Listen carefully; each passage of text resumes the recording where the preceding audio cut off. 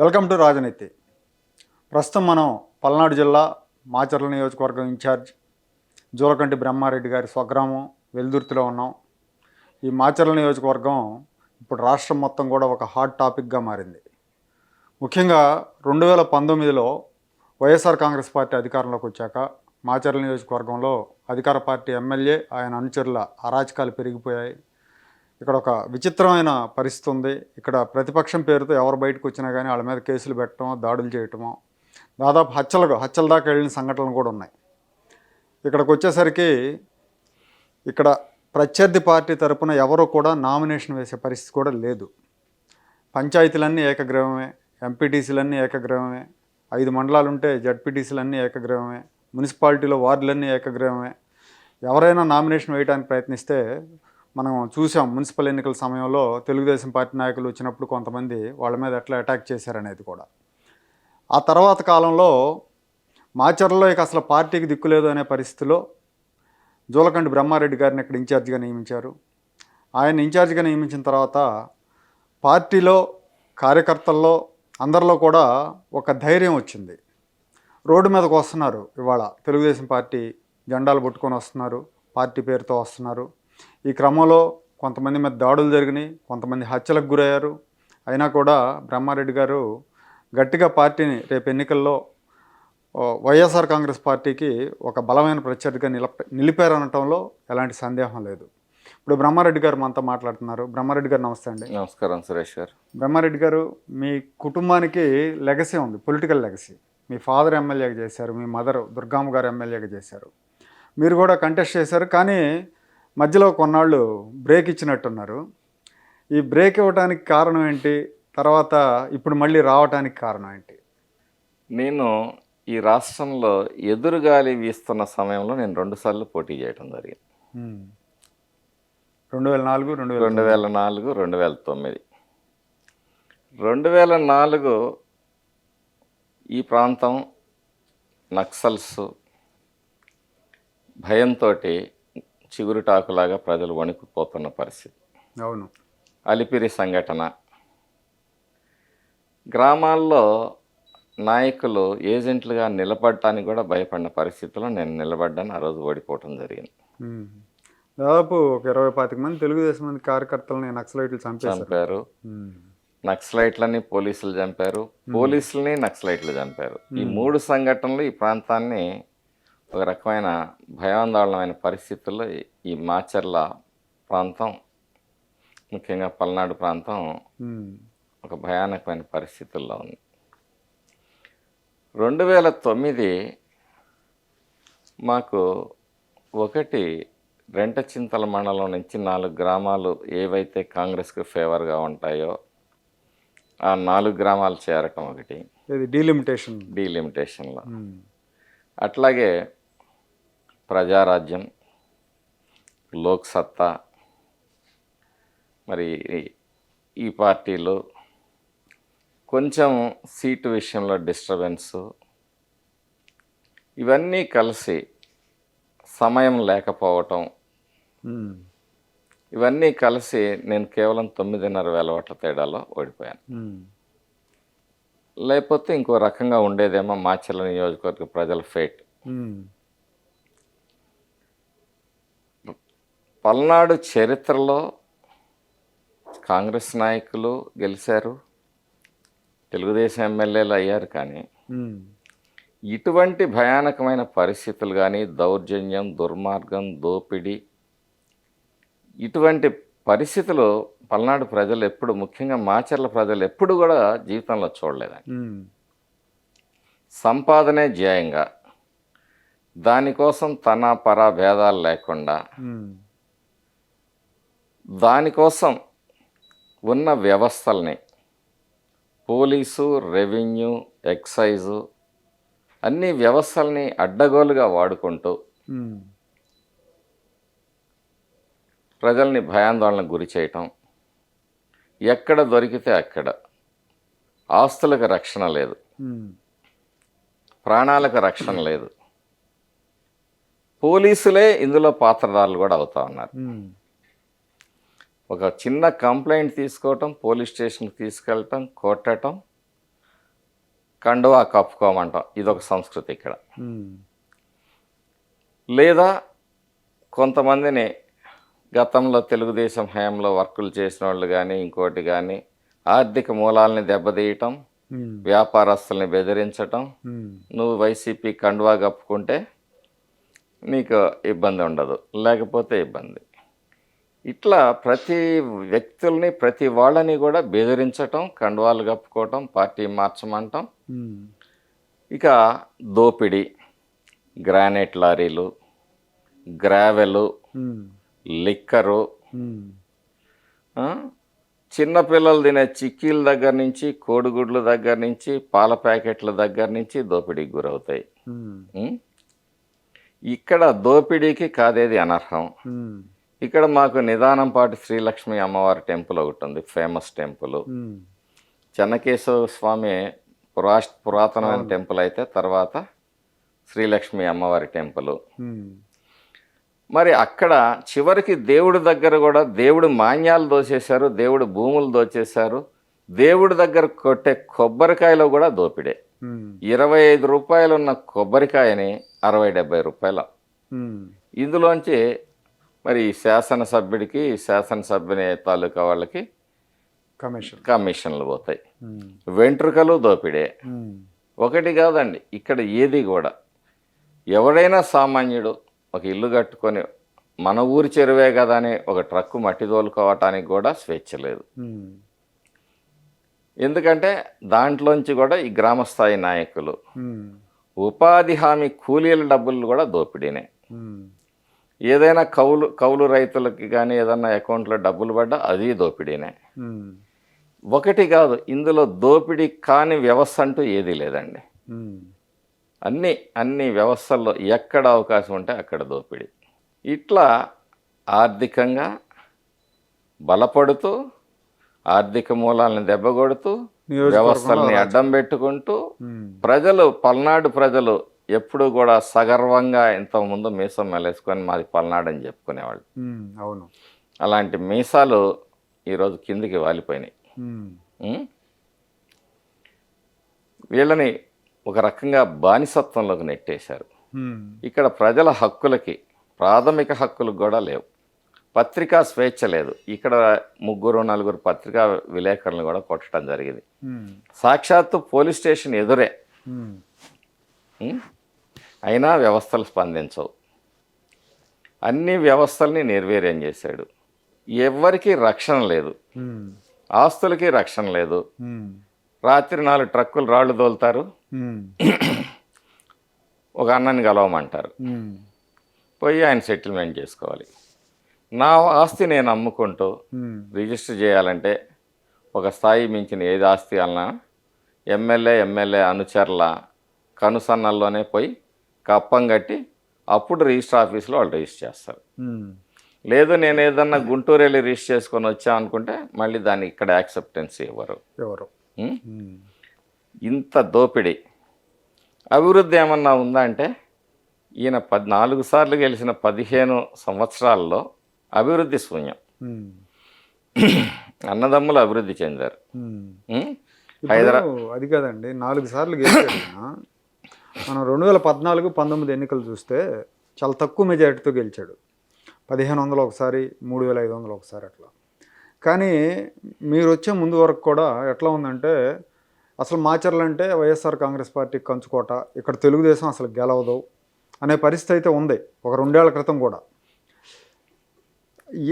అంటే ఒక బలం డి అంటే డి అనే పరిస్థితిగా 1500 మెజారిటీ అంటే అది పెద్ద మెజారిటీ కాదు.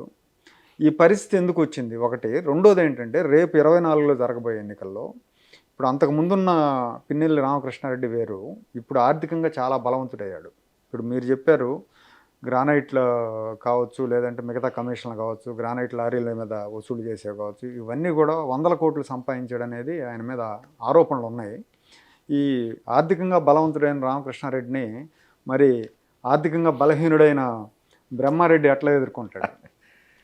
మహామహులు రాజకీయ చరిత్రలో కొట్టుకొని పోయారు.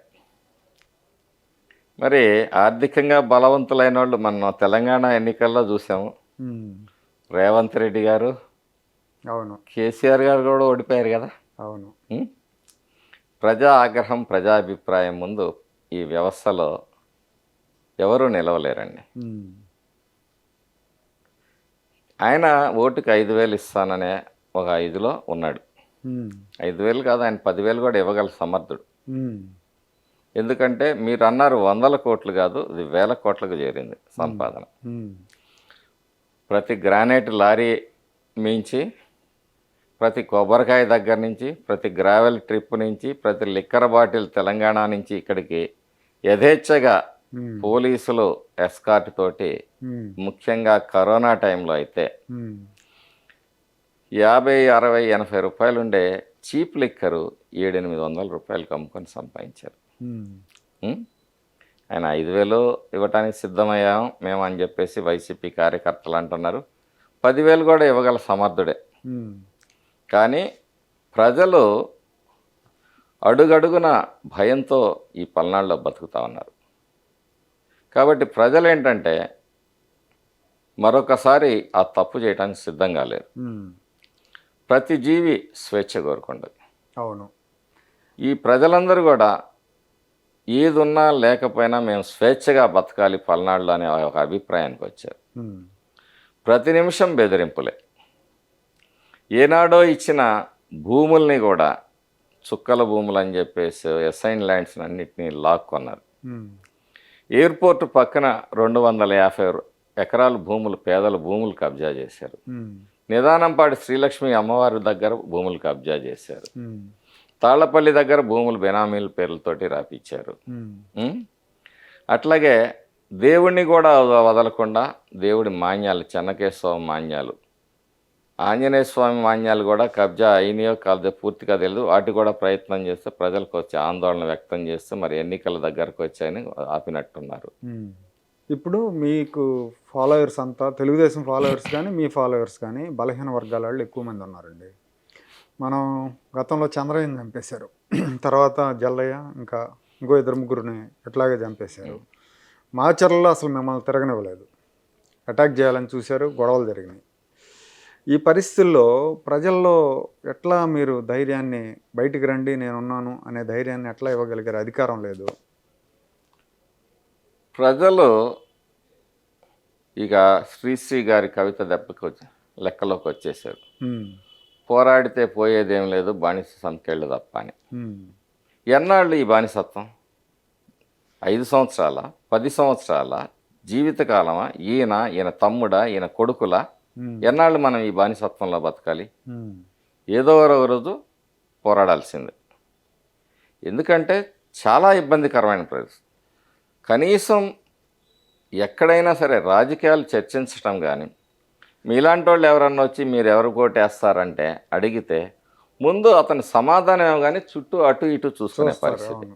వాతావరణం ఏ రోజు కూడా, నేను పిన్నెల్లి రామకృష్ణారెడ్డి గారు వాళ్ళు బాబాయ్ అవుతారు, లక్ష్మారెడ్డి గారు ఉన్నారు, ఉమ్. అవును. అప్పుడు కూడా ఇలా అరాచకం అన్యాయం లేవు. ఇతను ఒక్కడు, ఇతని తమ్ముడు, ఇతని కన్నా పనిచేసే కొంతమంది వ్యక్తులు ఉమ్. రౌడీయిజానికి, గూండాయిజానికి రాజకీయాల్లో ప్రథమ పీట వేసిన వ్యక్తి పిన్నెల్లి రామకృష్ణారెడ్డి. ఉమ్. పదవులు కూడా ఎవడెంత దౌర్జన్యకారుడో, ఎంత దోపిడీకారుడైతే, ఎవరైతే ఫైనాన్షియల్ సోర్స్ ఇతన్ని చూపిస్తూ ఉంటారో వాళ్ళకి ఇక్కడ పెద్ద పీట వేస్తాడు. ఉమ్. ఇప్పుడు మీరు ఇన్ఛార్జ్ అయ్యాక ఎందుకు వాళ్ళు కొంత, అంటే బ్రహ్మారెడ్డి ఇన్ఛార్జ్గా వస్తున్నాడు అనేసరికి వాళ్ళు కొంచెం బెదిరారు అనేది ఒకటి బయటకు వచ్చిందండి వార్త. బెదిరించాలనే ఉద్దేశంతో చంద్రయ్య హత్య, ఉమ్. జల్లయ్య హత్య, ఉమ్. మరికొన్ని హత్యలకు పథకాలు రూపొందించారు. అంటే మీరు రాకుండా ఆగుతారని, నేను భయపడాలి, భయపడాలి అని, ప్రజలు భయపడాలి ఉమ్. అనే ఉద్దేశంతో చేశారు. అక్రమ కేసులు ఈ నియోజకవర్గంలో కేసులు ఏమన్నా ఉన్నాయంటే తెలుగుదేశం పార్టీ కార్యకర్తల మీదనే ఉన్నాయి. ఉమ్. నాకు అన్యాయం జరిగిందని పోలీస్ స్టేషన్ పోయే పరిస్థితి లేదు. ఉమ్. ఉం? అవతల ఎవరికన్నా చిన్న గాయం తగిలితే చిన్న గాయం లేకుండా ఈ నియోజకవర్గంలో 307 కేసులు కడతారు. ఉమ్. చంపబోయాడు అనే ఒక పదం, ఉమ్. మరి కొంతమంది అనే పదం, కొంతమంది అంటారు, తర్వాత వాళ్ళు ఇష్టం వచ్చిన తర్వాత పేర్లను ప్రతి వాడిని బెదిరిస్తూ నువ్వు కండువా కప్పుకోకపోతే నిన్ను ఇరికిస్తాం. తిరిగిస్తాం. ఇది పోలీసులు చేస్తున్న ఉమ్. వికృతమైన విధానం. నన్ను చంపుతామంటే నేను భయపడేవాడిని కాదు. నేను ఒకటే చెప్తాను, దేవుడు ప్రాణాలు అందరికీ ఇక్కడే ఇచ్చాడు. నన్ను చంపితే నువ్వు డబ్బులు 1000 కోట్లు ప్రజల సొమ్ము దోచుకున్నడివి, నీకు ప్రాణాల మీద ఆశ ఎక్కువ. నాకు 65 సంవత్సరాలు వచ్చినాయి, 60 సంవత్సరాలు వచ్చినాయి. మొన్న కరోనా లాంటి టైంలో చాలామంది చిన్న చిన్న బిడ్డలు కూడా చచ్చిపోయారు. నేను భయపడే వ్యక్తిని కాదు. ఎవడి ప్రాణాలు స్విస్ బ్యాంకులో దాచిపెట్టి రాలేదు. For every action there will be equal and opposite reaction. So అదే సూత్రాన్ని ఫస్ట్ నుంచి మీరు అదే ఫాలో ఫస్ట్ నుంచి నేను ఫాలో అవటం కాదు. మనం చేసిన కర్మలు మనం కూడా భవిష్యత్తులో అనుభవించాలి. అవును. అది డైరెక్ట్గానా ఇండైరెక్ట్గానా అనేది కాలం నిర్ణయిస్తుంది. సో మధ్యలో మీరు కొంతకాలం రాజకీయాలకి అంటే దూరం అయ్యారనే కంటే కొంత బయటకు రాలేదు. తర్వాత మీరు ఇన్ఛార్జిగా వచ్చినప్పుడు పార్టీ అధిష్టానం వైపు నుంచి అంటే చంద్రబాబు నాయుడు గారు మీకు ప్రత్యేకంగా ఏమైనా చెప్పారా? మాచర్లను పంపిస్తున్నాను, మాచర్లకు ఇన్ఛార్జిగా పంపిస్తున్నాను సందర్భంలో మీకు ఏమైనా హామీలు లాంటివి అలాంటివి ఏమైనా ఇచ్చారా? అంటే ఇది ఒక ప్రమాదకరమైన నియోజకవర్గం, ప్రమాదకరమైన ప్రాంతం కాబట్టి అటువైపు నుంచి ఏం సపోర్ట్ చేస్తా అన్నారు? మధ్యలో నేను రాజకీయాల్లో రాకపోవటానికి కారణం ఏంటంటే, ఒకటి 2009 తర్వాత కొన్ని పార్టీలో అంతర్గతమైన విధానాలు కొంచెం నన్ను కలిసివేసినాయి. ఆ పరిస్థితుల్లో నేను ఫస్ట్ కోరుకునేది ఏంటంటే, నేను నచ్చని కొంతమంది నాయకులు ఉండొచ్చు, కానీ నా మూలంగా ఈ ప్రజలు ఇబ్బంది పడకూడదు. వాళ్ళకి నచ్చిన నాయకుడినే పెట్టుకొని ఇక్కడ గెలిపించుకుంటే నేను కూడా సంతోషించే వ్యక్తిని. 2009 నా తర్వాత 12లో మధుబాబు గారికి ఇచ్చిన, 14లో చలమారెడ్డి గారికి ఇచ్చిన, 19లో అంజిరెడ్డి గారికి ఇచ్చిన, వారు నాకు ఏ మేర బాధ్యతలు చెప్తే ఆ మేర నేను పనిచేశాను, పార్టీకి పనిచేశాను. సో నేను ఎప్పుడు కూడా కోరుకునేది ఏంటంటే, ఈ గ్యాప్లో మీరు పిల్లలు చదువులు సెటిల్మెంట్లు అన్నీ కంప్లీట్, పిల్లల చదువుల కోసమే నేను దూరంగా ఉన్నాను. ఆ చదువులు ఆ కార్యక్రమాల్లో చూసుకుంటూ ఉన్నాను. ఆ ఎన్నికలు వచ్చినప్పుడు నా సహాయం ఎక్కడన్నా కావాలనుకుంటే నేను వచ్చి ఆ కొద్ది రోజులు పని చేసుకుంటూ పోయాను. ఒకటి ఏంటంటే, ఏం చెప్పారు మీకు? బాబు గారు కొన్ని గతంలో అవగాహనలో తేడాలు కొన్ని రావటం మూలంగా కొన్ని ఇబ్బందులు పడ్డమాట వాస్తవమే. దానివలన పార్టీ కూడా నష్టపోయింది, కార్యకర్తలు ఇబ్బంది పడ్డారు. భవిష్యత్తులో ఇటువంటివి జరగకుండా మాచర్ల ప్రజలకి నువ్వు అండగా ఉండు, నేను అండగా ఉంటాను, మాచర్లని అభివృద్ధి పదంలో నడుపుదాము అనే కోణంలో నాతో మాట్లాడారు. నేను కూడా కోరుకునేది ఏంటంటే, 15 సంవత్సరాలుగా ఈ శాసనసభ్యుడు ఇక్కడ అభివృద్ధి ఎక్కడా లేదు. ఎంతసేపు సెంట్రల్ ఆమోదంతో వచ్చిన హైవే 2 రోడ్లను చూపించుకొని నేను చేశానంటాడు. ఇక్కడ ఈరోజు నియోజకవర్గంలో పరిస్థితి ఏంటంటే, తాగటానికి నీళ్లు లేవు. ఎక్కడన్నా అవకాశం ఉన్న చోట ఏం చేశాడు ఇతను రాజకీయాల్లోకి వచ్చిన తర్వాత, ప్రైవేటు నీళ్ల వ్యాపారాన్ని మొదలుపెట్టించాడు. ఇప్పుడు నేనుండే ఇంటికి నేను నెలకి 1500 నీళ్లు కట్టి తీసుకుంటాను. ఎక్కడో సరే కొంతమంది పొలాల్లో వేసుకున్నారు, కొంతమంది గ్రామాల్లో ఆర్డబ్ల్యూసేషన్ బోర్లను కూడా వైసీపీ వాళ్ళు క్యాప్చర్ చేసుకొని వాళ్ళు వ్యాపారాలు చేస్తారు, అమ్ముతుంటారు. ఈరోజు కొన్ని చోట్ల బోర్లు వేపిస్తూ మీరందరూ వచ్చి ప్రమాణాలు చేస్తే మీకు బోర్ వేపిస్తాం, మీకు నీళ్ళు ఇస్తాం, బోర్ వేసి మీరు ప్రమాణం చేయండి, మీ ఇంటికి కనెక్షన్ ఇస్తాం. అంటే ఈ శాసనసభ్యుడా వ్యాపారస్తుడా ఇతను? 4 సార్లు ఈ ప్రజలు నిన్ను గెలిపించారు, కనీస కృతజ్ఞత లేని ద్రోహివి నువ్వు, ప్రజాద్రోహివి. 4 సార్లు నేను చెప్తున్నా, మా మదర్ ఫస్ట్ ఎమ్మెల్యే అయినప్పుడు ఈయన రోజు మాట్లాడుతుంటాడు, మీ అమ్మ ఎమ్మెల్యే అయినప్పుడు ఏం చేసావు అని. మా మదర్ ఎమ్మెల్యే అయినప్పుడు కండ్లకుంట, ఈ పిన్నెల్లి రామకృష్ణారెడ్డి ఊరు, సిరిగిరిపాడు, మూడోది గంగలకుంట. మా మండలంలో ఈ 3 గ్రామాలు ఆ రోజు కాంగ్రెస్కి రిగ్గింగ్ చేశారు. 15 రోజుల్లో మా మదర్ ఎమ్మెల్యేగా అయిన తర్వాత 15 రోజులు కాదు, నెల 15 రోజులు అయితే తీవ్రమైన నీటి ఎద్దడి వచ్చింది.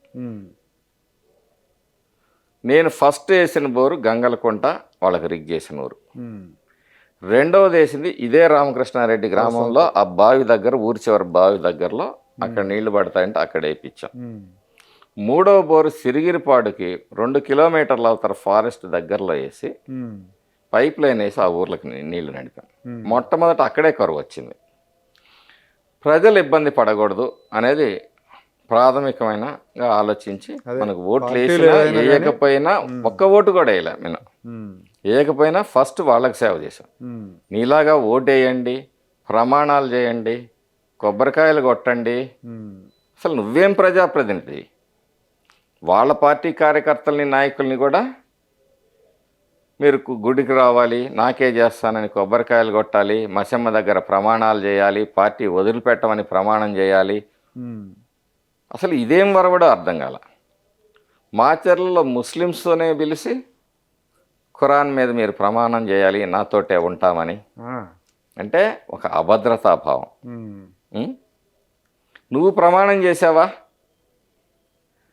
మీ మేనిఫెస్టోని ఒక భగవద్గీత, పవిత్రమైన భగవద్గీతతోటి, బైబిల్ తోటి, ఖురాన్ తోటి పోల్చుకున్నారు. సిగ్గుందా మీకు? నువ్వు మరి అంత పవిత్రమైన మీ మేనిఫెస్టో, నీ మేనిఫెస్టో నేను చూపిస్తాను, ఒక్క అంశం కూడా నువ్వు అమలు చేయలే. అన్నీ చేసాం, పల్నాడిని అభివృద్ధి చేసాం అంటాడు. 25 ఏళ్ల నాడు మీ అమ్మ ఏం చేసిందని అడుగుతాడు. 3 సార్లు నిన్ను గెలిపిస్తే నువ్వేం చేసావు ఫస్ట్ చెప్పు. మా అమ్మ పల్నాడులో ఫస్ట్ లిఫ్ట్ ఇరిగేషన్ పథకం మా అమ్మగారు తీసుకొచ్చారు. జరివాగు లిఫ్ట్ ఇరిగేషన్. ఇదే మెగా కృష్ణారెడ్డి గారు ఆ రోజు కాంట్రాక్టర్. 8.5 కోట్లు 9 కోట్ల ప్రాజెక్ట్ ఆ రోజు. నాగార్జున సాగర్ డ్యామ్ మీద నుంచి రాకపోకలు నిలిపేస్తే రైతాంగం మిర్చి తీసుకోవటానికి కానీ, రాకపోకలు బంద్ అయితే చుట్టూ తిరిగిపోవాల్సిన పరిస్థితులు వస్తే తుమ్మల నాగేశ్వరరావు గారిని R&B మినిస్టర్ గారి ద్వారా ఆ రోజు మరి ఆ బ్రిడ్జి తీసుకొచ్చింది మా అమ్మగారు. అనేక రోడ్లు వేశారు. చంద్రవంక బ్రిడ్జి కానీ, లేకపోతే కారంపొడి దగ్గర బ్రిడ్జి కానీ, వెల్ఫేర్ కానీ, ఆ రోజు ఉన్న బడ్జెట్ని బట్టి ఆ రోజు ఏం చేయగలిగారు అన్నీ చేశారు. సబ్స్టేషన్స్ తీసుకొచ్చారు, ప్రైమరీ హెల్త్ సెంటర్స్ గ్రామాల్లో. అవును, ఈ జన్మభూమి కింద కొన్ని సిమెంట్ రోడ్లు వేశారు. ఆ రోజు ఉన్న బడ్జెట్లో ఆ రోజు చేశారు. అవును, 15 సంవత్సరాలుగా నువ్వు శాసనసభ్యుడిగా నువ్వేం చేసావు చర్చకు సిద్ధంరా. నేను ఇది చేశానని చెప్పు. నువ్వు చేసింది దోపిడీ, నువ్వు చేసింది అరాచకం, అంతకుమించి నువ్వేం చేసావు? ప్రతి మాటకి ఆయన ఏదో ఈ నియోజకవర్గాన్ని తీర్చిదిద్దినోడు, ఉద్ధరించినోడులాగా చెప్తుంటారు. భగవద్గీతతో పోల్చిన నీ ఎలక్షన్ మేనిఫెస్టో మాచర్ల నియోజకవర్గంలో నువ్వు ప్రకటించిన అంశాలు నేను చూపిస్తాను. నువ్వు చర్చకు సిద్ధం రా. 100 పడకల ఆసుపత్రి చేశారా ఇంతకుముందు ఎప్పుడన్నా? అనేక సార్లు. ఏమంటారు దానికి? ఏమైనా స్పందిస్తారా? ఆయన ఏమీ ఉండదు, దానికి కౌంటర్ ఉండదు. అసలు ఎదురుపడినప్పుడు మాట్లాడుకుంటారా? లేదు, గతంలో మాట్లాడేవాడు. నాకు ఇన్ఛార్జ్ ఇచ్చిన కొత్తల్లో కూడా 1-2 సార్లు ఎదురైతే మాట్లాడాడు. ఆయన చుట్టాలా మీరు ఇద్దరు? వాళ్ళ అమ్మగారు మా ఇంటి ఎదురు మా పెదనాన్నగారు అమ్మాయి. మీరు మామవర్స అవుతారు అయితే? మా బావ అంటాడు కానీ వాళ్ళ పెద్దమ్మ, వాళ్ళ పిన్ని మా పెత్తాతయ్య గారు అమ్మాయి, మా మేనత్త. ఇక్కడ రాజకీయాల్లో బంధుత్వాలు లేవు, ఏం చూసుకోరు. బంధుత్వాలు ఏం అవసరం. ఎవరు ఏంటి, మన క్యారెక్టర్ ఏంటనేదే ముఖ్యం. ఈరోజు నేను తెలుగుదేశం పార్టీలో ఎవరైతే ఉన్నారో, ఈరోజు మీరు అన్నారు బలహీన వర్గాలే కదా నీ పక్షాన ఉందని. ఎందుకున్నారు బలహీన వర్గాలు? బలహీన వర్గాల పక్షాన మేము నిలబడ్డాం, అందుకనే బలహీన వర్గాలు ఉన్నారు. డబ్బున్నోళ్ళు ఈరోజు నియోజకవర్గంలో ముందు బయటికి రాల. బలహీన వర్గాలే ముందుకు వచ్చి ఈ పార్టీని నిలబెట్టారు. ఉమ్, ఈ పార్టీ బలహీన వర్గాలకు రుణపడి ఉంటుంది. ఉమ్, ఎందుకంటే డబ్బున్న వాళ్ళందరూ వ్యాపారాల్లో వ్యవహారాలు ఉన్నాయి కాబట్టి వాళ్ళని ఆర్థికంగా ఆర్థిక మూలాల మీద దెబ్బ కొడతారని వాళ్ళు భయపడ్డ రోజును కూడా ఉమ్, ఈ నియోజకవర్గంలో బీసీల మీద దాడులు జరిగినాయి, ఎస్సీల మీద జరిగినాయి, ఎస్టీల మీద జరిగినాయి, మైనార్టీల మీద తప్పుడు కేసులు పెట్టారు. ఉమ్, అయినా వాళ్ళు పార్టీకి వాళ్ళ దౌర్జన్యానికి వెరవకుండా బయటకు వచ్చారు. ఉమ్. తర్వాత బ్రహ్మారెడ్డి గారు ఇప్పుడు ఫాదర్ 83లో తెలుగుదేశం పార్టీ ఎమ్మెల్యే, అవును. తర్వాత మదర్ 99లో తెలుగుదేశం పార్టీ ఎమ్మెల్యే. ఆ మధ్యలో మీరు కొంతకాలం కాంగ్రెస్లో కూడా ఉన్నారు మీ ఫ్యామిలీ. 89 ఆ టైంలో, 89, 94 ఆ టైంలో, 85 to 94. 85 to 94. అప్పుడు వీళ్ళు కూడా కాంగ్రెస్లోనే ఉన్నారు కదా, లోకల్ ఎమ్మెల్యే ఫ్యామిలీ వీళ్ళంతా కూడా. అవును. మీకు ఎక్కడ గ్యాప్ వచ్చిందే? శ్రీపెరంబదూరులో ఆ రోజు రాజీవ్ గాంధీ గారి అసాసినేషన్. అవును, 91లో 91 జూన్లో. 91లో. అప్పుడు ఏమైందంటే మాచర్ల నియోజకవర్గంలో, మాచర్ల పట్టణంలో ఒక వర్గం మీద దాడులు జరిగినాయి. షాపులు లూటీలు చేశారు, ఇండ్ల మీద పడే తగలబెట్టారు, బంగారం ఆస్తులు లాక్కున్నారు. ఇవన్నీ జరిగినాయి. అవి జరిగినప్పుడు కొంత ఆ ఏ వర్గం మీద అయితే దాడి జరిగిందో వాళ్ళందరూ కూడా కొంత యునైట్ అయ్యి ఇలా దాడులు జరిగిస్తే మనం ఎలా అనేది ఒక నిర్ణయానికి వచ్చి వాళ్ళు ఏదో గ్యాదర్ అయ్యారు. ఆ సమయంలో ఈ పిన్నెల్లి ఫ్యామిలీ వాళ్ళు మాకు మధ్యవర్తుల్ని పంపించారు. మీరందరూ రండి, ఆ వర్గం వాళ్ళందరూ ఒకటయ్యారు కాబట్టి మనం కూడా ఒకటిగా అవ్వాలి, మనం కూడా ఫైట్ చేయాలి అన్నట్టుగా. అప్పుడు మేము దాన్ని వ్యతిరేకించాం. అంటే ఎక్కడో శ్రీపెరంబదూరులో జరిగిన దాడికి, రాజీవ్ గాంధీ హత్యకి మాచర్లలో ఆ వర్గం ప్రజలకి ఏమైనా సంబంధం ఉందా? మీరు ఎందుకు చేశారు? మీరు వ్యక్తిగతంగా దాడి చేసి ఇవాళ కులానికి ఆపాదించడం కరెక్ట్ కాదు అని అక్కడ మాకు వాళ్ళకి మధ్యలో గ్యాప్ స్టార్ట్ అయింది. అది మెల్లిమెల్లిగా కొంత రైజ్ అవుతూ వచ్చింది.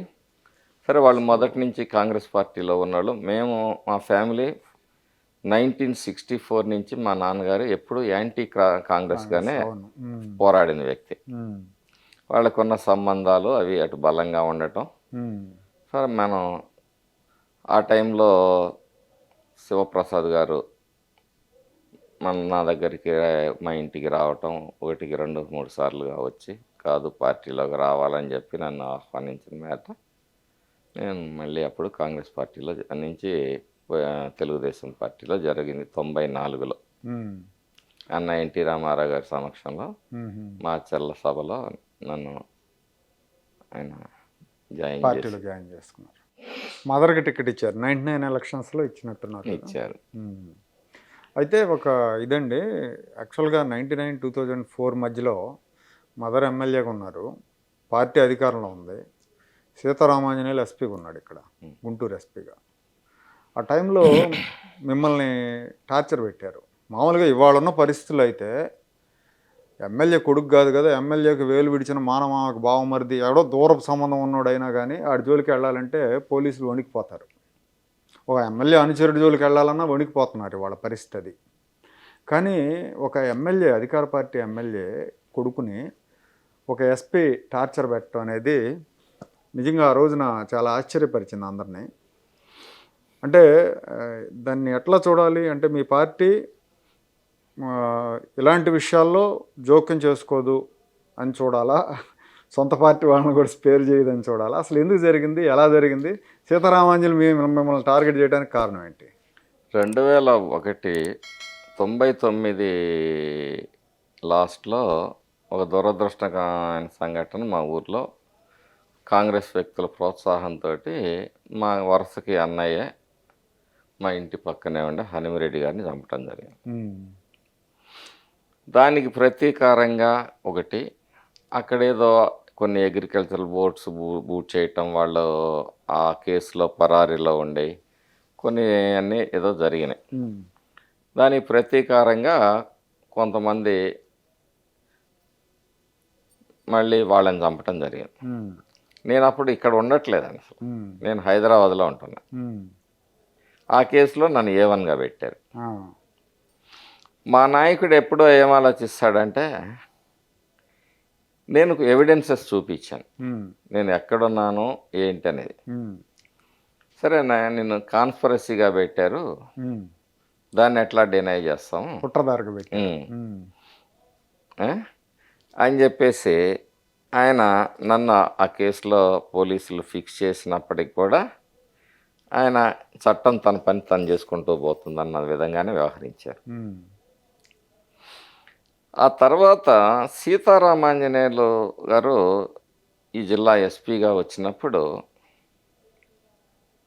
సరే ఏం జరిగిందో ఒక్కగా బ్రహ్మారెడ్డే కాదు, ఈ జిల్లాలో అన్ని గ్రామాల నుంచి ఫ్యాక్షన్ గ్రామాల నుంచి అందరినీ ఆ పార్టీ ఈ పార్టీ అందరినీ తీసుకొచ్చి కౌన్సిలింగ్ పేరుతోటి అప్పుడు అది ఒక దీనిలాగా ఒక ప్రోగ్రామ్ లాగా చేశాడు ప్రోగ్రామ్ లాగా డార్మెటరీలో చేశాడు. అవును. గుంటూరులో. అవును.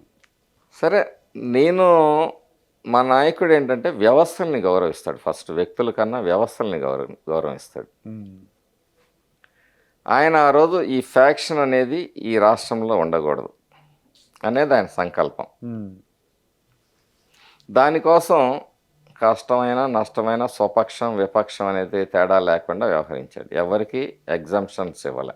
ఉమ్, సరే నేను దాంట్లో పాల్గొనలేకపోయినా నేను నిందితుని సమాన న్యాయం పాటించే విధంగా ఆయన వ్యవహరించాడు. ఉమ్, ఆయన ఆలోచన ఏంటంటే తెలుగుదేశం పార్టీ కూడా ఎప్పుడు కూడా చాలా చారిత్రాత్మకమైన నిర్ణయాలు వ్యవహరించింది. హైదరాబాద్ మత ఘర్షణలు చీటికి మాటికి జరిగిన సందర్భాల్లో తెలుగుదేశం పార్టీ హైదరాబాద్లో మత ఘర్షణ లేకుండా చేసిన పార్టీ. అవును. హిందువులకి ముస్లిమ్స్కి మధ్య ఆ ఘర్షణ వాతావరణం తగ్గించింది తెలుగుదేశం పార్టీ. అట్లాగే ఈ రాష్ట్రంలో ఫ్యాక్షనిజాన్ని రూపుమార్పాలి, ప్రజలు అభివృద్ధి వైపు నడవాలి అనే ఒక ఆలోచనతో ఆయన చేసిన దాంట్లో నేను గతంలో కూడా చెప్పా, ఉమ్, మనం ఒక చేలో కలుపు తీసేటప్పుడు ఒక కలుపు మొక్కతో పాటు ఒకసారి మిరప మొక్కను కూడా బీకేయాల్సిన పరిస్థితి. అవును. కొంతమందికి కొన్ని ఇబ్బందులు కలిగి ఉండొచ్చు, తాత్కాలికంగా బాధ అనిపిస్తుంది, సహజం. మేము కూడా మనుషులమే కాబట్టి అవును. కోపం కూడా ఉండేది బాబు గారి మీద. ఉమ్, ఆ? ఉమ్, కానీ అది ఆ పార్ట్ ఆఫ్ ఆయన రూలింగ్లో ఈ ఫ్యాక్షనిజాన్ని నిర్మూలించే ప్రయత్నంలో నేను కూడా ఇబ్బంది పడ్డాను. తర్వాత ఈరోజు చూస్తామన్నారు బాబు గారు, ఉమ్, ఎందుకు ఫ్యాక్షనిజం జరుగుతూ ఉంది, ఎందుకు గ్రామాల్లో ఈ సమాజంలో ఇటువంటి పరిస్థితులు వస్తున్నాయి. ఉమ్, ఈరోజు రాష్ట్రంలో చివరికి ప్రశాంతంగా ఉండే గోదావరి జిల్లాలు కూడా అగ్నిగుండాలుగా మారుతూ ఉన్నాయి. అంటే ఇప్పుడు అర్థమై ఉంటుంది ఆయనకు కూడా, మనకు కూడా ఫైటర్స్ ఉండాలి అని చెప్పి. అంటే వాళ్ళ పరిపాలన ఇప్పుడు ఎదుటి వ్యక్తి మన మీదకి వస్తున్నప్పుడు కొట్టడానికి మనం శాంతి వచ్చినప్పుడు మంత్రం చేపిస్తే అవ్వదు కదా, తన్నిపోతుంది. గాంధీ వాదం అనేది ఎంతసేపు? అదే ప్రతి మనిషికి సహనానికి ఒక హద్దు ఉంటుంది కదా. ప్రత్యర్థికి కూడా గాంధీవాదం అయితే మనం గాంధీవాదంతో ఉండొచ్చు.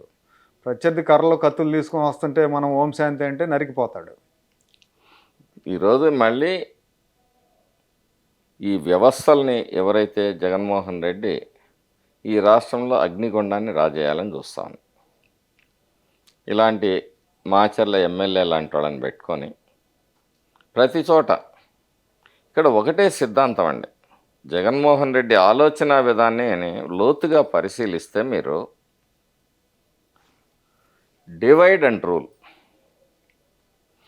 రేపు చంద్రబాబు నాయుడు గారిని నాతో తిట్టించారనుకోండి, చంద్రబాబు నాయుడు గారి దగ్గర నేను పోలేను కదా. అవును. నేను సచ్చినట్టు జగన్మోహన్ రెడ్డి కాళ్ళ దగ్గర కాలు మొక్తా బంచన్ దొర అని ఉండాలి. అవును. పర్సనల్గా టార్గెట్ చేయిస్తాడు.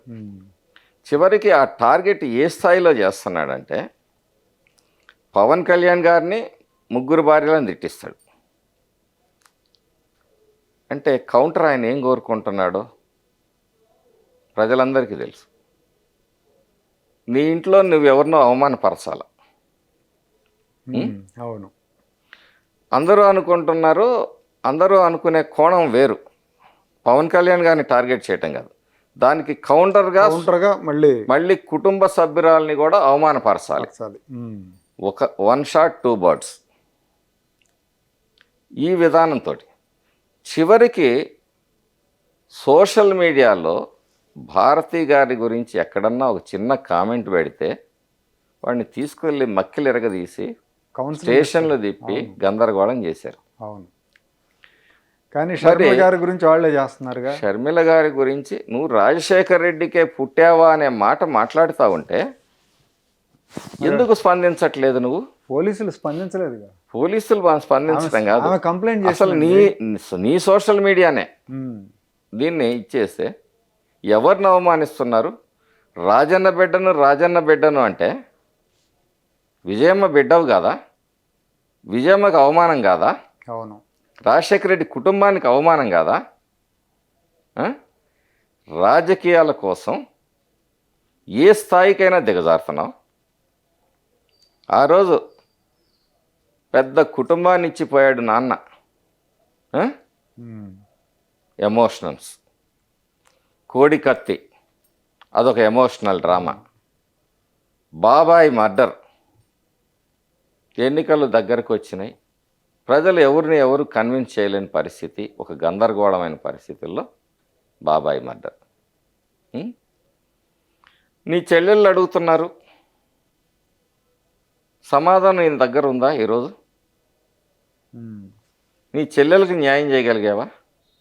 నీ తల్లిని గౌరవాధ్యక్షురాలుగా తొలగించావు. మరి ఎందుకు పనికిరాలా నీ తల్లి? నిన్ను కన్న తల్లి గౌరవాధ్యక్షురాలుగా నీకు పనికిరాలా? నీ చెల్లెళ్ళు పనికి రాలేదు. నీ తండ్రి ఫోటో కూడా మరి సాక్షి పేపర్లో తీసేసావని చెప్తున్నారు. అన్నిటి మీద జగన్మోహన్ రెడ్డే ఉండాలి. One and only Jaganmohan Reddy. చివరికి మా ఆస్తి హక్కుల మీద కూడా ఆయన ఫోటో. ప్రజలు భయపడుతున్నారు ఇవాళ. మీ బిడ్డను అంటున్నాడు, రేపు మా ఆస్తిలో ఎక్కడ హక్కు అడుగుతాడో.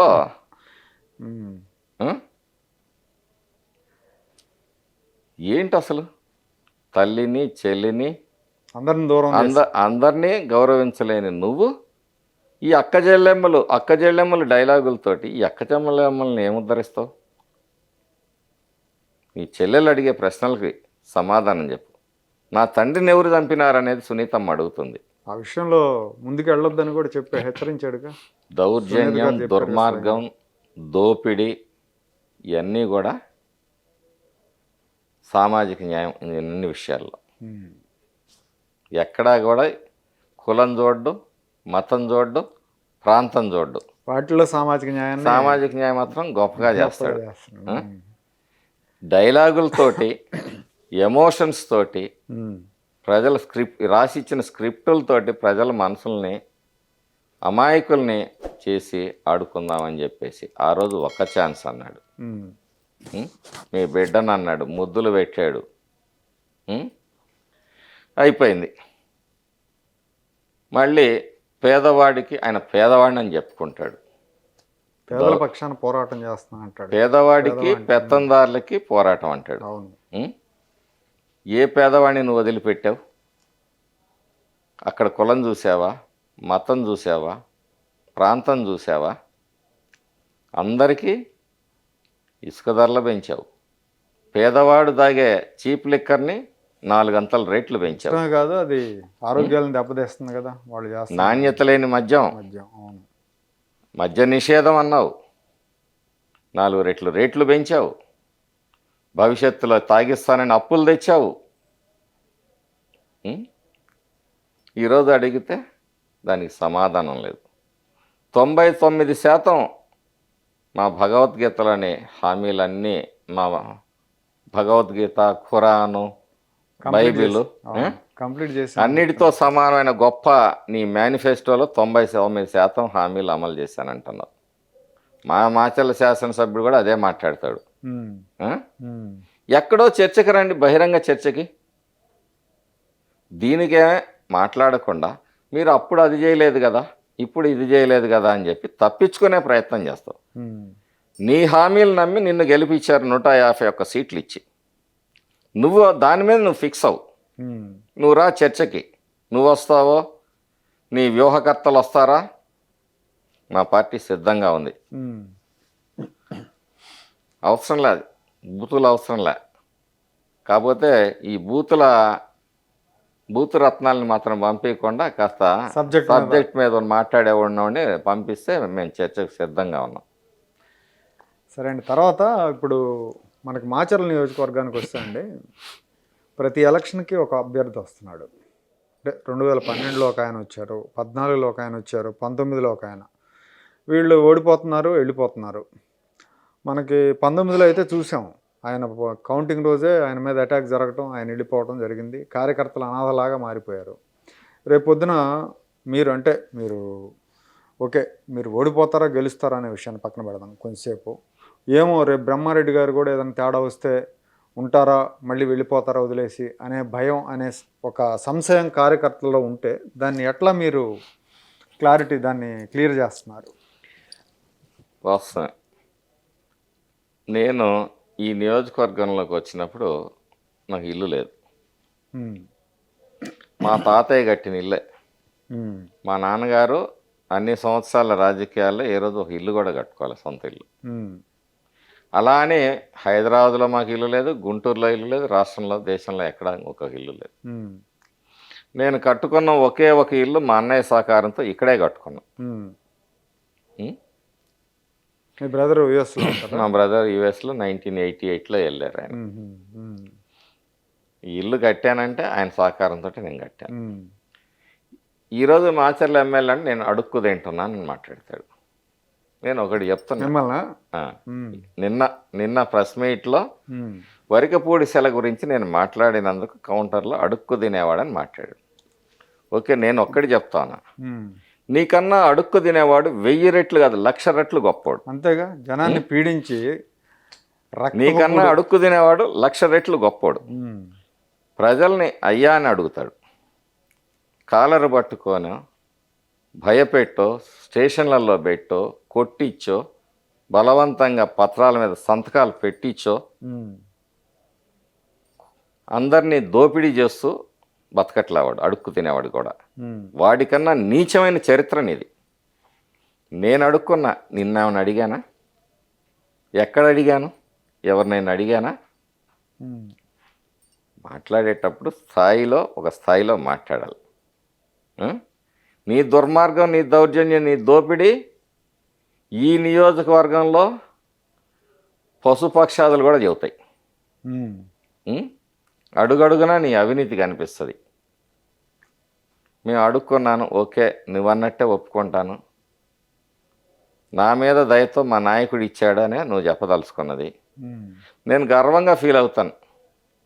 మా నాయకుడు బ్రహ్మారెడ్డి ఇబ్బందుల్లో ఉన్నాడని నన్ను ఆదుకున్నాడంటే, ఒక పార్టీలో ఒక కార్యకర్త, పార్టీలో కొన్ని సంవత్సరాలు పనిచేసిన ఒక రాజకీయ కుటుంబం ఇబ్బందుల్లో ఉన్నాడని మా నాయకుడు ఆదుకున్నాడంటే, నువ్వు అడుక్కున్నవాడన్నా నేను సంతోషమే నాకు. ఉమ్. అది మా నాయకుడు గొప్పతనాన్ని నువ్వు ఒప్పుకుంటున్నావు. అవును. ఉం? నీలాగా ఇంకోటి, అసలు జనం గొంతు మీద కత్తి పెట్టి లేదంటే ప్రజాధనం లూటీ చేసే కంటే అడుక్కోవటం అనేది గర్వంగా, మీరు అన్నట్టు గర్వంగా ఫీల్ అవ్వాలి అంతే. వాళ్ళని ఇబ్బంది పెట్టడం లేదుగా. నేను ఎక్కడ అడుక్కున్నానో చెప్తే నువ్వు నీ ఉద్దేశం నాకు అర్థమైంది. మా నాయకుడు ఏదో డబ్బులు ఇచ్చి నన్ను పంపించారు.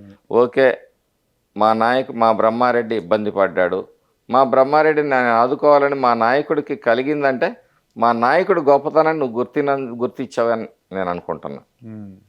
నువ్వు చంపిస్తే చంద్రయ్యని మా నాయకుడు ఆ కుటుంబాన్ని ఆదుకొని ఈ దేశ చరిత్రలో ఒక కార్యకర్త మరి పాడెమోసిన ఘనత కన్నా ఆ ఉద్వేగం, ఆ ఎమోషను, ఎఫెక్షను, మా నాయకుడు ఒక బీసీ సామాజిక వర్గం చెందిన వ్యక్తిని మీరు చంపితే ఆయన పాడెమోసి ఘనంగా అతనికి నివాళులు అర్పించాడు, ఆ కుటుంబాన్ని ఆదుకున్నాడు. తర్వాత అండి, ఇప్పుడు మీ మీద చాలా కేసులు పెట్టారుగా ఈ 2 ఏళ్లలో, మీరు వచ్చిన 2.5 ఏళ్ళలో. ఒక 50 ఉంటాయా? అన్నీ లేవు. 7-8 కేసులు పెట్టారు. మీరు ఎక్కడికి వెళ్ళినా కేసు పెడతారంట కదా, మీరు ఏదైనా అంటే వాళ్ళ ఆలోచన ఏంటంటే ప్రజల్లో మీకు ఎవరన్నా మద్దతుగా ట్రాక్టర్లో లేకపోతే కారులో పెట్టినా కూడా వాటిని కూడా తగలబెట్టడం ఇవన్నీ చేస్తున్నారంట కదా. ప్రజల్లోకి బ్రహ్మారెడ్డి వెళ్ళకూడదు. ఉమ్, అక్కడ ఏదో ఏ ఊరు వెళ్తే ఆ ఊర్లో, ఏ వార్డులోకి వెళ్తే ఆ వార్డులో ఏదో ఒక రాళ్ళు వేయటమో, ఒక ఘర్షణ సృష్టించటమో, కేసులు పెట్టడమో, ఉమ్, కొన్నాళ్ళు బ్రహ్మారెడ్డిని నియోజకవర్గాన్ని దూరంగా చేయాలి. ఉమ్. అదే క్రమంలో మొన్న మసీద్ సెంటర్లో కూడా ముస్లిమ్స్ దగ్గర కూడా దగ్గరగా వెళ్ళి అక్కడ సాక్షాత్తు కనిపిస్తున్నాయండి. ఉమ్, సీసీ ఫుటేజ్ల్లో వాళ్ళు కర్రలు పట్టుకొని కొడతా ఉన్నారు. వాళ్ళు ఎవరినిదే వాళ్ళ పార్టీ వాళ్ళని కూడా వాళ్ళు కొట్టారు. ఉమ్, ఆ దెబ్బలన్నీ వాళ్ళు కొడుతూ జరిగినాయి. ఉమ్, మరి పోలీసులు మాచర్ల టౌన్ సిఐ పెట్టాము, ఉమ్, డిఎస్పి గారి పెట్టాము. ఉమ్, ఏంటండి ఈ అన్యాయం అంటే ఆ టౌన్ సిఐ పలకడు, ఉమ్. ఊ, ఊ, ఊ అంటాడు. తగలబెట్టినట్టున్నారు కదా కొన్ని ఇళ్ళు. అది డిసెంబర్ 16న ఇదేం కర్మ రాష్ట్రానికి ప్రోగ్రాము అవును. 2023లో మేము 22లో మేము మొదలుపెట్టినప్పుడు ఉమ్, అక్కడ 3 అంశాలు. ఒకటి ఇదేం కర్మ, డిసెంబర్ 16న మేము మొదలుపెట్టాం. ఈ ప్రోగ్రాం ఒకటి సాగుతుంది. 19వ తారీఖు మేము సెమీ క్రిస్టమస్ సెలబ్రేషన్స్. ఉమ్. 1వ తారీఖు జనవరి 1 బ్రహ్మారెడ్డికి వాళ్ళ పార్టీ కార్యకర్తలు ఘనంగా నూతన వచ్చి సంవత్సర ఈ శుభాకాంక్షలు. శుభాకాంక్షలు తెలియజేస్తారు. ఉమ్, వీటన్నిటిని డిస్టర్బ్ చేయాలంటే మనం ఏదో ఒక క్రియేట్ చేయాలి. ఉమ్, ఆ రోజు మేము పోలీసులు చెప్పాం, ఉమ్, వాళ్ళు అక్కడ కర్రలు పట్టుకొని ఇచ్చేస్తాం, మా ప్రోగ్రాం ఇక్కడ నడుస్తుందని చెప్తే అంతకుముందు రోజేమో సెర్చ్ ఆపరేషన్ మా ఆఫీసుల మీద ఉమ్, ప్లాన్డ్ ప్రకారం పోలీసుల సహకారంతో దాడులు చేశారు. సరే మా వాళ్ళు తీపి కొట్టారు. ఉమ్, ఇప్పుడు కూడా అనేక దాడులకి వాళ్ళు సిద్ధం చేసుకొని అన్ని ఆయుధాలు అన్నీ ఎక్కడో అక్కడ పెట్టుకొనే ఉన్నారు. ఉమ్. కాకపోతే వ్యవస్థ ఎట్లా ఉందంటే అసలు ఖాకీ యూనిఫామ్ అనేది ఈ 5 సంవత్సరాల్లో అంటించుకున్నంత మురికే ఈ సుదీర్ఘమైన 77 ఏళ్ల స్వాతంత్రంలో ఎప్పుడూ కూడా ఇంత నీచంగా కాకి యూనిఫామ్ వ్యవహరించలేదు. అంటే డీజీపీలే హైకోర్టుకి వెళ్ళి గోడ కుర్చీలు వేశారు కదండి. సవాంగ్ 2 సార్లు 3 సార్లు పిలిచింది, రాజేంద్రనాథ్ రెడ్డిని పిలిచింది హైకోర్టు. ఇంకా అంతకంటే సిగ్గుచేటు ఏముంటుంది. వేలాది కేసుల మీద ప్రభుత్వానికి వ్యతిరేకంగా కోర్టులు తీర్పు ఇచ్చినా సిగ్గుపట్టాల. అనేక కేసుల్లో కంటెంప్ట్ ఇచ్చినా దానికి సమాధానం లేదు. అవును. చివరికి అవినాష్ రెడ్డిని మరి అరెస్ట్ చేసో విచారించే పరిస్థితుల్లో కూడా దేశంలో అత్యున్నతమైన సిబిఐ కూడా వెనక్కిపోయింది. మరి విచారణ సంస్థ సిబిఐ కూడా ఏం చేయాలని నిస్సహాయత. అంటే ఈ రాష్ట్రంలో అసలు ఏం నడుస్తుంది? ఆటవిక రాజ్యం నడుస్తుంది. వ్యవస్థల్ని కాపాడాల్సిన ప్రభుత్వం వ్యవస్థల్ని విధ్వంసం చేస్తూ అడ్డగోలుగా వాడుకుంటుంది. ఇంకొక విషయం ఏంటంటే, ఇప్పుడు మిమ్మల్ని అంటే బయట ఉన్న జనాలు అనుకునేది ఏంటంటే, బ్రహ్మారెడ్డిని కేసులు ఉన్నాయి, ఎలక్షన్ టైంలో లోపలేస్తారు. బ్రహ్మారెడ్డి పోలింగ్ రోజు బయట ఉండి గ్రామాల్లో తిరుగుతూ కార్యకర్తలకి ధైర్యాన్ని ఇవ్వలేకపోతే, బ్రహ్మారెడ్డి లోపల ఎక్కడో ఉంటే బ్రహ్మారెడ్డి క్యాడర్ బయటికి రాలేదు, దానివల్ల మేము వన్ సైడ్ పోలింగ్ చేసుకోవచ్చు అనే దీనిలో అధికార పార్టీ ఉంది, అధికార పార్టీ ఎమ్మెల్యే ఉన్నారు అంటున్నారు. మరి దీనికి ఏమన్నా మీకు ప్లాన్ బి ఏదన్నా ఉందా? ప్రజలు ధైర్యంగా ఉన్నారు, ఆ పరిస్థితుల్లో లేరు. ప్రజలు ఒక్కచోట నువ్వు ఈరోజు పోలీసు వ్యవస్థలను అడ్డం పెట్టుకొని బతుకుతా ఉన్నావు.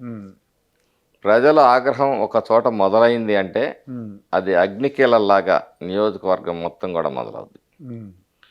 పోలీసు వ్యవస్థలు దీన్ని నేను మాట్లాడాడు, ఎన్నికలు అయిన తర్వాత హ్యాండ్ టు హ్యాండ్ చూసుకుంటాడంట. అసలు నువ్వేం శాసనసభ్యుడి?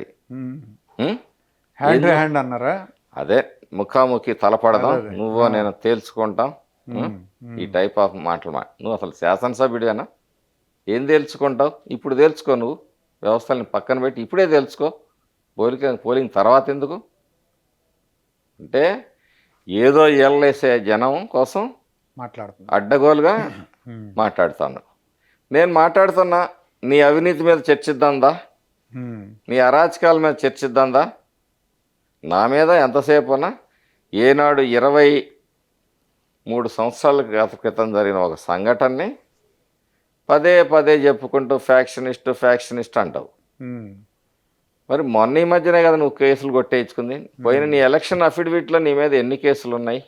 ఎంతసేపు ఆ కోణం తీసుకుంటాడు. నీ అభివృద్ధి మీద చర్చిద్దాము, నీ అరాచకాల మీద చర్చిద్దాము, నీ దోపిడీ మీద చర్చిద్దామంటే ఆ లైన్ రాడు. డైవర్షన్ పాలిటిక్స్ అంతా చెయ్యందంతా కూడా ఆయన చేసేసినట్టుగా చెప్తాడు. వరికపూడిసెల ప్రాజెక్టుని నుంచి ప్రతి ఎకరాకి నీళ్లు పారించకపోతే నేను పోటీ చేయను, నేను ఓటు అడగను అన్న మాట వాస్తవం అవునా కాదా అని అడుగుతా ఉన్నా. మీరు చేయలేదు కదా అంటారు. సరే, మేము చేయలేదు, నువ్వు చేస్తానన్నావు కదా, ఆ రోజు మీ నాయకుడు చేయలేదు కదా, మీ అమ్మ ఏం చేసింది అంటాడు. మా అమ్మ జరివాగు లిఫ్ట్ ఇరిగేషన్ పథకం తీసుకొచ్చిందాం. ఈ నియోజకవర్గంలో మొట్టమొదటి లిఫ్ట్ ఇరిగేషన్ అది.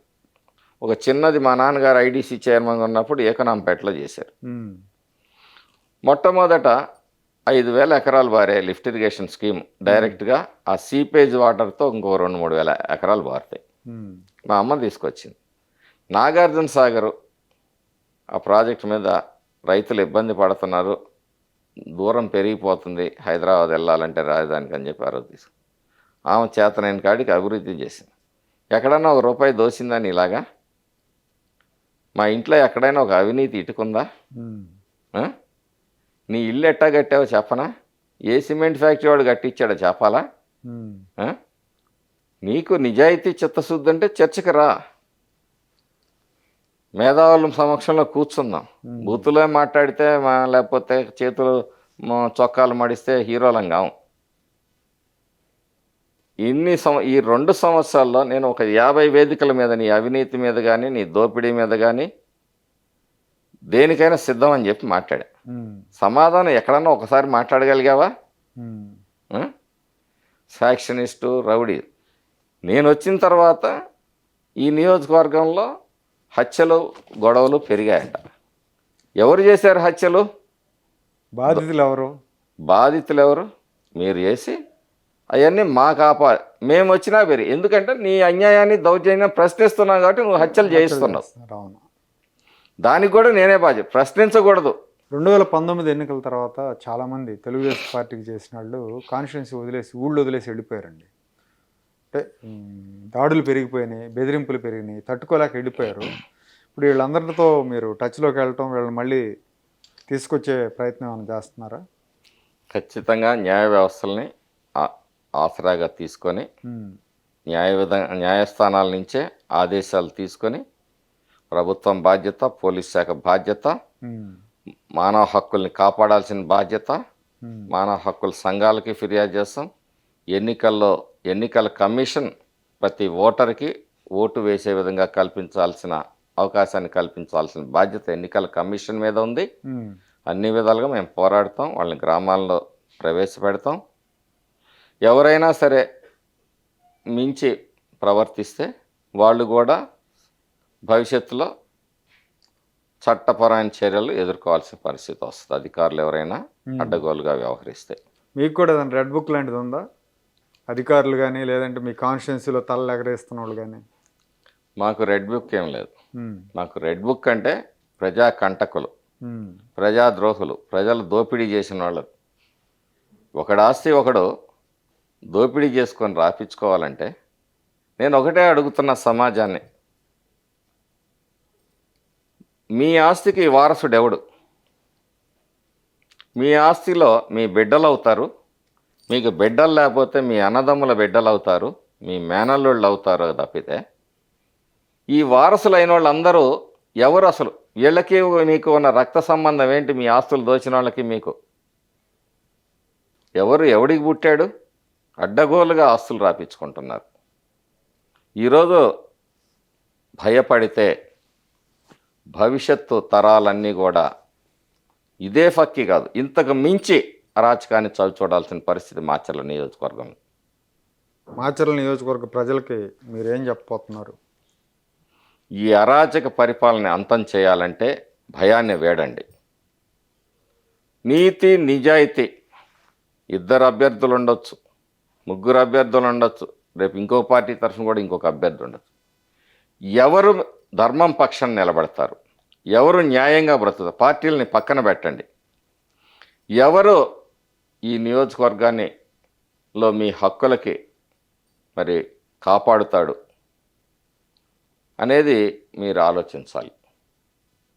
మంచిని గౌరవించలేకపోయినా, దుర్మార్గాన్ని వ్యతిరేకించలేకపోయినా అయ్యేది భవిష్యత్తు. బ్రహ్మారెడ్డి భవిష్యత్తు అంధకారం కాదు. బ్రహ్మారెడ్డి ఈరోజు వరకు ఒక పంచాయతీ వార్డు మెంబర్గా కూడా గెలవాలి. అధికారం లేకపోతే బ్రహ్మారెడ్డి కాదు కోల్పోయేది. దోపిడీకి, నా దగ్గర దోపిడీ చేయడానికి ఏమీ లేదు. దోపిడీకి గురయ్యేది మీరు, ఈ మాచర్ల నియోజకవర్గ ప్రజలు. కాబట్టి నేను ఒకటే సందేశం ఇస్తాను, దుర్మార్గాన్నైనా వ్యతిరేకించాలి, మంచినైనా గౌరవించాలి. వ్యవస్థని నపుంసక వ్యవస్థలాగా తయారు చేయొద్దు. వ్యవస్థని బ్రతికించండి, మీ హక్కుల్ని కాపాడుకోండి, మంచిని ప్రోత్సహించండి. ఇదే బాటలో ఈ శాసనసభ్యుడిలాగా రేపు అందరూ నడిస్తే, ఇంకొకసారి ఇదే శాసనసభ్యుడు మళ్ళీ ఎన్నికైతే ఈరోజు ఆస్తులకు రక్షణ ఉండదు. ఇప్పటికీ కొంతమంది కొన్ని గ్రామాల్లో ఆడబిడ్డలకు కూడా రక్షణ కరువైంది. చెప్పుకోలేని స్థితిలో చచ్చిపోతా ఉన్నారు. ఇది వాస్తవం. చాలా గ్రామాల్లో మహిళల మీద అఘాయిత్యాలు జరుగుతూ ఉంటే చెప్పుకోలేని దుస్థితిలో ఉన్నారు. పల్నాడులో పౌరుషాల గడ్డ. ఈరోజు ఎప్పుడైనా ఇంత గతంలో ఒక ఆడబిడ్డ చేయి పట్టుకున్నాడంటే, పల్నాడులో తగాదలేవి ఆస్తుల కోసం జరగలేదండి. సివిల్ అఫైర్స్ ఏదన్నా ఉంటే అది ఖచ్చితంగా క్రిమినల్గా మారిపోద్ది. ఎవడైనా ఒక తెల్ల కాగితం మీద లక్షల ఆస్తులు రాసుకున్న దాన్ని కూడా గౌరవించిన సంస్కృతి పల్నాడుది. స్టాంప్ పేపరే అవసరంలా. అలాంటి వ్యవస్థలో ఈరోజు ఆడబిడ్డలు కూడా చెప్పుకోలేని మానసికంగా ఎంతోమంది ఇబ్బందులు పడుతున్నారు. ముఖ్యంగా వాలంటీర్లు కూడా చాలామంది ఆడబిడ్డలు చాలా ఇబ్బందులు పడుతూ ఉన్నారు. కొన్ని గ్రామాల్లో అయితే విచ్చలవిడిగా లైంగిక వేధింపులకు గురి కాబడుతున్నారు. ఈరోజు ఆస్తుల మీద కండవాలు వేస్తున్నారు. రేపు ఆడబిడ్డల మీద కండవాలు వేసే రోజులు కూడా వస్తాయి, గుర్తుపెట్టుకోండి. దుర్మార్గాన్ని మనకెందుకులే అనుకుంటే అక్కడెక్కడో నిప్పుబడింది, మనం ఎందుకు ఆర్పాలనుకుంటే అది మన ఇంటి దాకా వస్తుంది అనేది పల్నాడులో ఉన్న ప్రతి ఒక్కడు విజ్ఞతతో ఆలోచించాలి. మన భవిష్యత్తుకే ఏ ప్రభుత్వం భరోసా ఇస్తుంది, మన బిడ్డల భవిష్యత్తుని ఏ ప్రభుత్వం నిలబెడుతుంది. చంద్రబాబు నాయుడు లాంటి దార్శనికుడు ఆ రోజు ఐటీ సెక్టార్లో రాబోయే కాలాన్ని ముందుగా ఊహించి 220 ఇంజనీరింగ్ కాలేజీలు పైగా మరి ఉమ్మడి రాష్ట్రంలో తీసుకొని వస్తే ఈరోజు మన బిడ్డలు ఇంజనీరింగ్లు చదువుకొని దేశ విదేశాల్లో ఉద్యోగాలు చేస్తూ సమాజానికి, కుటుంబాలకి ఆసరాగా నిలబడుతూ మరి ముందుకు పోతున్నారంటే ఆ రోజు చంద్రబాబు నాయుడు గారి ఆలోచన. ఈరోజు ఈ రాష్ట్రంలో ఉన్న పరిశ్రమలు పారిపోయే పరిస్థితి. కడుపు కొట్టుకొని మీ బిడ్డల్ని చదివిస్తున్నారు. రేపు ఏం చేయాలి వాళ్ళని? ఈడొస్తుంది, ఉద్యోగం రాదు, పెళ్లి చేయాలా, అది తప్పదు, మళ్ళీ వాళ్ళని మీరే సాకాలి. ఈ రాష్ట్రానికి భవిష్యత్తు ఈ 5 సంవత్సరాలే కాదు, అసలు భవిష్యత్తు అనేది లేకుండా చేసిన దుర్మార్గపు పరిపాలన ఈ జగన్మోహన్ రెడ్డి పరిపాలన. ఒక సునామీ రాబోతూ ఉంది.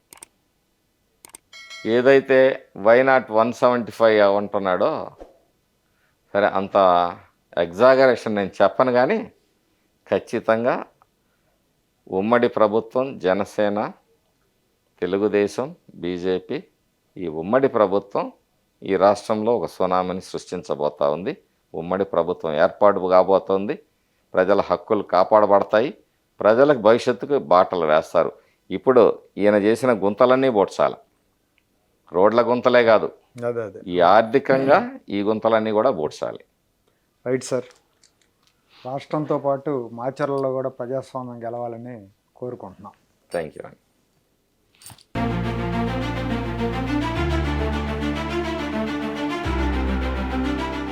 Like, share and subscribe to Rajaniti channel.